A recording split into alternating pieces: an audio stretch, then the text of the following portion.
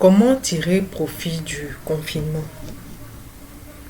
Voilà déjà plusieurs semaines que certains parmi nous sont contraints à rester à la maison pour éviter la propagation du coronavirus.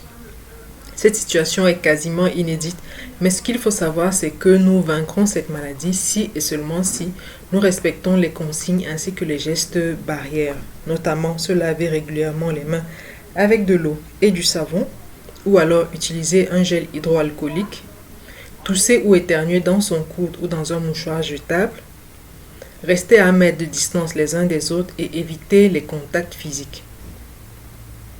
Et une fois la maladie vaincue, les activités reprendront leur cours normal.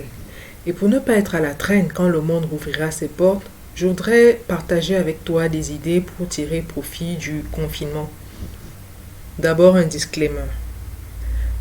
J'ai conscience que cette maladie fait des ravages. Et d'aucuns me diront que l'heure n'est pas à ce genre de réflexion, c'est-à-dire celle que je m'apprête à mener avec vous.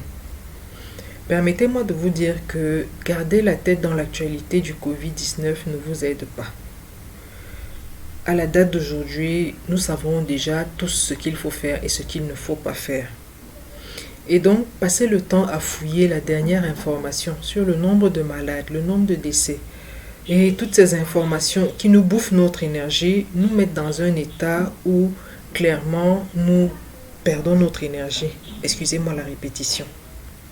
Or, vous avez besoin de toute votre force. Nous avons besoin de toute notre force, de toute notre énergie en ce moment pour pouvoir faire face à une éventuelle attaque. Alors, pour meubler notre temps utilement durant cette période de confinement, je vous propose comme activité, premièrement, le sport. Le sport, pourquoi? Parce que le métro-boulot-dodo quotidien nous empêche très souvent de faire de l'exercice. Nous sortons très tôt, nous rentrons très tard et le week-end, nous en profitons pour faire la grasse matinée. Aujourd'hui, plus que jamais, c'est le bon moment pour retrouver les abdos de notre jeunesse ou notre silhouette de rêve. Les enfants ne vont pas à l'école, donc on ne court pas le matin. Le soir, on est plus zen. Et justement, pour s'entraîner, on a des chaînes YouTube et même des pages Facebook sur lesquelles des coachs sportifs nous donnent des exercices à faire pour sculpter, galber telle partie du corps ou une autre. Faites-le donc dans votre chambre ou dans votre salon ou même une pièce de la maison que vous aménagerez. La deuxième activité, c'est une activité de réflexion. Réfléchissez déjà sur les activités que vous pourrez développer à côté de votre emploi. Il faut déjà savoir que les temps seront très durs après cette crise sanitaire. Le coût de la vie sera de plus en plus élevé et pour faire face à ces charges, pour faire face à leurs charges, certaines entreprises vont malheureusement compresser du personnel. Et il faudra avoir plusieurs sources de revenus pour les personnes qui garderont leur emploi ou même qui n'en auront plus.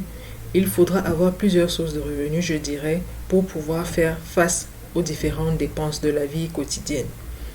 Donc, si vous avez des projets dans le tiroir, vraiment, c'est le moment de les sortir et de voir déjà comment est-ce que vous pourrez les mettre en œuvre, comment vous pourrez les réaliser.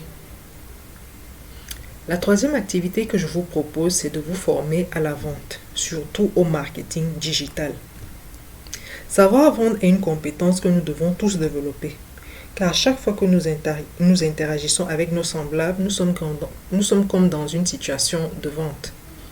Il faut donc savoir convaincre l'autre, il faut savoir comment obtenir son oui pour notre produit ou pour notre service. Et aujourd'hui, le digital a fait ses preuves. La plupart des entreprises qui maintiennent un certain niveau d'activité pendant cette période de confinement, ce sont justement des entreprises qui ont su faire la transition vers le digital avant même que la crise n'arrive. La quatrième activité que j'aimerais vous proposer, c'est de faire des recherches sur les opportunités qu'offrent l'agriculture et l'élevage et d'identifier déjà quelques activités que vous pourrez développer dans ces domaines-là, histoire d'accroître vos revenus. La cinquième activité que je vous propose, c'est de consulter un expert pour vos différents projets. Tous les secteurs sont touchés par la crise actuelle et les personnes qui peuvent vous donner un avis éclairé sur votre projet ont un emploi du temps assez léger ces derniers temps. parce que toutes les activités sont au ralenti. Profitez donc de ce moment-ci pour discuter avec ces personnes-là sur vos projets et obtenir des avis éclairés, histoire de poser les jalons de votre business futur. La sixième activité n'en est pas une. Je vous propose de tout simplement vous reposer. Reposez-vous, prenez du temps pour vous reposer, prenez du temps pour avoir un temps de repos, prenez du temps, reposez-vous tout simplement. La septième activité, ce sera tout simplement de prendre des nouvelles de vos proches.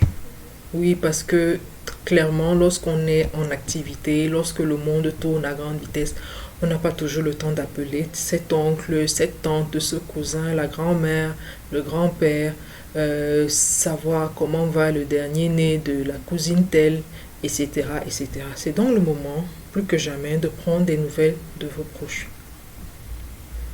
La huitième activité sera de jeter un coup d'œil au cahier de vos enfants. C'est une activité que très souvent on ne mène pas parce que justement la vie va trop vite. On n'a pas le temps quand on rentre le soir de regarder mais qu'est-ce que les enfants apprennent à l'école? Qu'est-ce que le maître leur enseigne? Qu'est-ce qu'ils apprennent en classe de CE1, de CE2, de CM1, de CM2? La petite qui va faire son premier examen, qu'est-ce qu'elle a au programme? Comment est-ce qu'elle écrit, à quoi ressemble sa main d'écriture. C'est le moment aujourd'hui, de vous impliquer, plus que par le passé bien sûr. Impliquez-vous aujourd'hui avec vos enfants, faites-leur de petites dictées, de petits exercices comme ça que vous vérifierez quand vous reviendrez du travail. Entraînez-les, soyez leur maître pendant cette période-ci. N'y allez pas à fond la caisse, mais ce sera juste histoire pour vous et pour eux de garder le rythme. Comme ça, quand l'école reprendra, ils auront maintenu leur cerveau et leur esprit en éveil. La neuvième activité que je vous propose, c'est de soigner votre alimentation. Soignez votre alimentation, c'est important parce que c'est dans vos aliments que vous puisez l'énergie et la force dont vous avez besoin. Donc, soignez votre alimentation, c'est important, c'est capital. La dixième activité, ça sera tout simplement, prenez soin de vous. Prenez soin de vous, faites des gommages corporels, faites des soins à domicile, faites des bains de vapeur, détoxifiez-vous, vraiment prenez soin de vous. Vous aurez compris. Tirer profit du confinement, c'est justement faire toutes ces choses-là que vous n'avez pas l'habitude de faire parce que la vie va trop vite en temps normal. En temps normal, vous n'avez pas le temps de vous poser. En temps normal, vous n'avez que le week-end pour profiter de la famille. En temps normal, vous vous levez le matin, que vous êtes déjà le soir, que vous êtes déjà en train de dormir. Non, pendant ce confinement, vraiment, faites toutes ces choses-là que vous n'avez pas l'habitude de faire ou que vous ne pouvez pas faire parce que vos obligations professionnelles, justement, vous empêchent de les faire. J'aimerais vous dire pour terminer que le monde a traversé 2 grandes guerres, des épidémies et même des pandémies. Alors je crois que nous vaincrons ce coronavirus. Restons chez nous, respectons les consignes. Si ce podcast vous a été utile, n'hésitez pas à le partager autour de vous et rejoignez-nous sur nos différents réseaux sociaux pour davantage de contenu. À bientôt sur la boîte à idées.